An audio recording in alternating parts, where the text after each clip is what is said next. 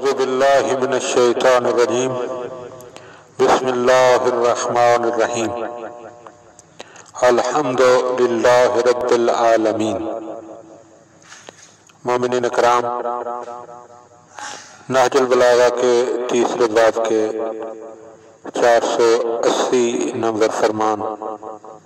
کے بعد سید رضی علیہ رحمہ اختتامیہ جملات تحریر فرماتے ہیں۔ وہ فرماتے ہیں کہ اب یہ ہماری آخری منزل ہے، ہم امیر المومنین علیہ السلام کے منتخب کلام کا سلسلہ ختم کریں۔ ہم اللہ سبحانہ و تعالی کی بارگاہ میں شکر گزار ہیں کہ اس نے ہم پر یہ احسان کیا کہ ہمیں توفیق دی کہ ہم حضرت کے منتشر کلام کو یکجا کریں اور دور دست کلام کو قریب لائیں۔ ہمارا ارادہ ہے، جیسا کہ پہلے طے کر چکے ہیں، کہ ان ابواب میں سے ہر باب کے آخر میں کچھ سادہ اوراق چھوڑ دیں تاکہ جو کلام اب تک ہاتھ نہیں لگا اسے قابو میں لا سکیں اور جو ملے اسے درج کر دیں۔ شاید ایسا کلام جو اس وقت ہماری نظروں سے اوجھل ہے بعد میں ہمارے لیے ظاہر ہو اور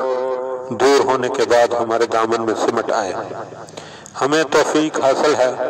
تو اللہ سے، اسی پر ہمارا بھروسہ ہے اور وہی ہمارے لیے کافی اور بہترین کارساز ہے۔ یہ کتاب ماہ رجب سن 400 ہجری میں اختتام پذیر ہوئی اور اسی طرح اختتامی ترجمہ کرنے والے مفتی جعفر حسین قبلہ آل اللہ مقامہ قائد ملت جعفریہ بھی اختتامی کلمات کہتے ہوئے تحریر فرماتے ہیں کہ بتائید ایزدی نہج البلاغہ کے تیسرے باب کا ترجمہ 13 رجب سن 1375 ہجری روز جمعہ بوقت ظہر شہر لاہور میں مکمل ہوا، اور میں سید اسد عباس شمسی کہ جس نے ان دو بزرگواروں کے کلام کو یوٹیوب پر منتقل کیا، وہ عرض کرتا ہوں کہ مظفرپور سیالکوٹ میں بیٹھ کر آج 15 اکتوبر سن 2021 اور 8 ربیع الاول سن 1443 ہجری کو یہ سلسلہ جو ہے تیسرے باب کے آخری فرمان کے حوالے سے مکمل ہو چکا ہے، اور آئندہ انشاءاللہ مکتوبات امیر المومنین یعنی مولا علی علیہ السلام کے وہ خطوط جو آپ نے مختلف مواقع پر تحریر فرمائے وہ بیان کرنے کا ارادہ ہے۔